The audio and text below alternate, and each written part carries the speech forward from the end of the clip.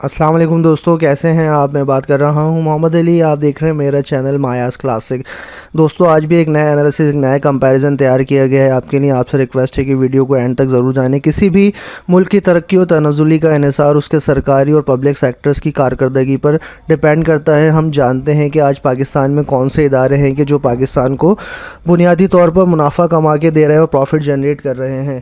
آپ اس لسٹ میں جانیں گے نمبر 1 سے لے کر نمبر 10 تک ان تمام اداروں کی تفصیل۔ نمبر 10 پہ بات کرتے ہیں پاسکو کی، Pakistan agriculture storage and services corporation limited, جس نے کہ 6.02 بلین روپیز کا پروفٹ دیا ہے۔ Pakistan agriculture storage and service corporation limited PASSCO ایک پاکستانی سرکاری ملکیتی کمپنی ہے جو پورے ملک سے زرعی مصنوعات کی اسٹوریج میں مہارت رکھتی ہے۔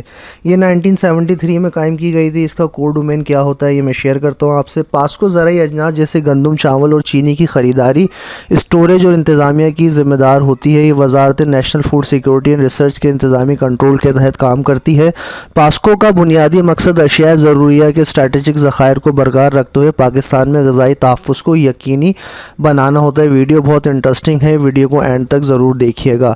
آپ نے پاسکو کا ڈومین جانا۔ اب بات کرتے ہیں نمبر 9 پہ، فیصل آباد electrical supply company FESCO.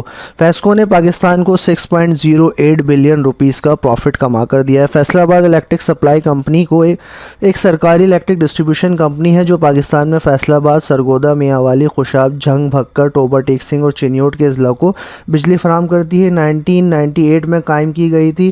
National electric power regulatory authority NEPRA کی جانب سے regulation of generation, transmission and distribution of electric power act 1907 کے تحت دیے گئے ڈسٹریبیوشن لائسنس کے تحت فیسکو 26 ملین سے زائد آبادی والے اپنے علاقے میں تقریباً 4.96 ملین صارفین کو بجلی کی فراہمی اور ترسیل کو یقینی اور مؤثر بناتا ہے۔ نمبر 8 پہ بات کرتے ہیں پاک Kuwait investment company private limited, جس نے کہ 6.3 بلین روپیز کا پروفٹ جنریٹ کر دیا ہے۔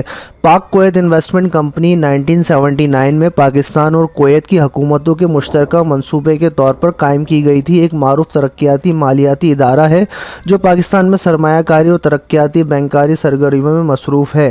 اب پاک کویت انویسٹمنٹ کمپنی کے تحت اور اس کا دائرہ کار میں بنیادی ڈھانچے کے منصوبوں جیسے بجلی کی پیداوار، تیل اور گیس کی تلاش، نقل و حمل اور ٹیلی مواصلات کے نئے طویل مدتی مالی اعانت فراہم کرنا شامل ہے۔ کمپنی کاروباری اداروں کی تجارت اور ورکنگ کیپٹل کی ضروریات کے لیے بھی قلیل مدتی فائنینسنگ بھی فراہم کرتی ہے۔ نمبر 7 پہ بات کرتے ہیں national transmission and dispatch company, جس نے کہ 9.3 بلین روپیز کا پروفٹ دیا۔ National transmission and dispatch company 6 نومبر 1998 کو قائم کی گئی اور 24 دسمبر 1998 کو کمرشل آپریشن کا آغاز کیا۔ NTDC 88% حکومت پاکستان کی ملکیت ہے۔ NDTC کے مطابق کہ یہ company Pakistan water and power development authority کی ملکیت ہے۔ 220 kV اور 500 kV گرڈ اسٹیشنوں اور ٹرانسمیشن لائنوں نیٹ ورک کی تمام جائیدادوں، حقوق، اثاث و ذمہ داریوں اور واجبات کو سنبھالنے کے لیے یہ تمام اقدامات کرتے ہیں اور یہ بہت مؤثر طریقے سے اور یقینی طور پر تمام چیزوں کو فعال بنا کر ہی پاکستان کے لیے پروفٹ جنریٹ کر رہے ہیں۔ نمبر 6 پہ بات کرتے ہیں port Qasim authority. Port Qasim authority نے 15.4 بلین روپیز کا پروفٹ جنریٹ کر کے دیا ہے پاکستان کو۔ پورٹ قاسم اتھارٹی کا قیام 29 جون 1973 کو ہوا۔ یہ انڈس ڈیلٹا کراچی کے قریب واقع ہے۔ پورٹ نے 1980 میں پاکستان اسٹیل ملز کے لیے خام مال کی درآمدات کو بڑے پیمانے پر سنبھالنے کے لیے ایک مخصوص آئرن اور کول برتھ کا بنات کے ساتھ اس کا کام کا آغاز کیا۔ جیسے کہ بنیادی طور پر ایک خدماتی ادارے کے طور پر بندرگاہ، بین الاقوامی شپنگ لائنوں اور دیگر متعلقہ ایجنسیوں کو ساحل پر مبنی سہولیات اور خدمات فراہم کرنے میں مدد دیتی ہے۔ یہ کافی ترقیاتی ادارہ ہے اور مزید ترقی کر رہا ہے۔ ہماری دعا ہے کہ پاکستان کے تمام پبلک سیکٹرز اسی طرح ترقی اور گرو کرتے رہیں۔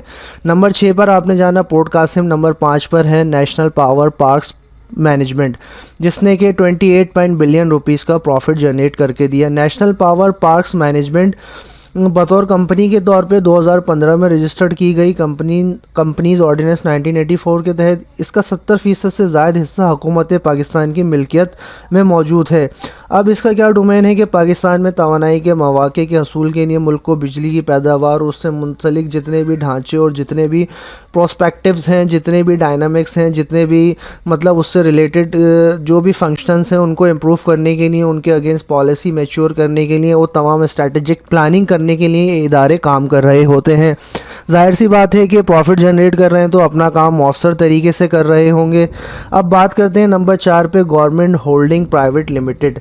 ये वो कंपनीज़ हैं जिन्होंने 29.8 बिलियन रुपीस का प्रॉफिट जनरेट करके दिया। Government holding private limited companies ordinance 1984 के तहत 2000 में प्राइवेट लिमिटेड कंपनी के तौर पर रजिस्टर्ड हुई। ये 100% हुकूमत पाकिस्तान की मिल्कियत है और वजारत पेट्रोलियम और कुदरती वसाइल के तहत काम करती है।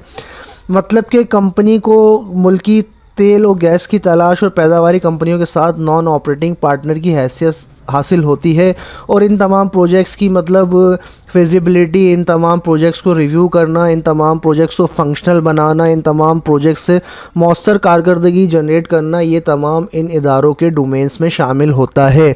सो दोस्तों, वीडियो से जुड़े रहें, वीडियो को एंड तक लाजमी देखिएगा। नंबर 3 पे मौजूद है नेशनल बैंक ऑफ पाकिस्तान, जो कि एक मशहूर नाम है जिसने कि 30.6 बिलियन रुपीस का प्रॉफिट जनरेट करके दिया। नेशनल बैंक ऑफ पाकिस्तान का क़याम 1949 में हुआ। 1949 में 15 मिलियन रुपए का सरमाया जारी किया गया, जिसके तहत इसकी बुनियाद डाली गई। मतलब हुकूमत पाकिस्तान इसका 25% पहले ऑन करती थी, फिर बाकी अवाम की मलकियत थी। अब ये चीज़ें डिफरेंट हो चुकी हैं। So National bank of Pakistan जो है उसका काम consumer banking, corporate finance, investment banking, ज़राई बैंकारी, transactional banking, operation, software development, मतलब बैंकिंग से रिलेटेड जितने भी कोर डोमेन्स हैं जो सरकारी और स्ट्रेटेजिक लेवल पे किए जाते हैं, नेशनल बैंक का उसमें बहुत बड़ा डोमेन और उसका बहुत बड़ा किरदार होता है। सो इन किरदारों को वो निभा कर ही इसी नतीजे पर पहुँचे हैं। नंबर 2 पे बात करते हैं पाकिस्तान पेट्रोलियम लिमिटेड, जिसने पाकिस्तान को 49.4 बिलियन रुपीस का मुनाफा कमा के दिया।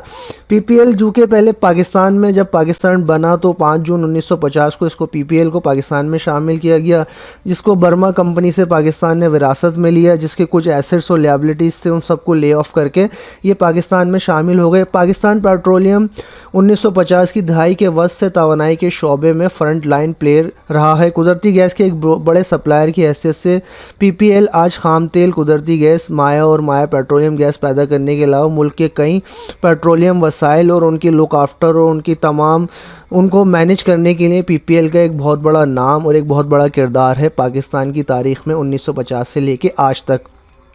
नंबर 1 पे बात करते हैं ओजीडीसीएल की। ओजीडीसीएल ने पाकिस्तान को 100+ बिलियन रुपीस का रेवेन्यू का वो जो प्रॉफिट जनरेट करके दिया है पाकिस्तान को। ये 1961 में तश्कील दिया गया था, इसको 1997 में इसको पब्लिक लिमिटेड कंपनी कर दिया गया और इसकी इक्विटी का 70.97% हिस्सा जो है वो पाकिस्तान गवर्नमेंट ओन करती है।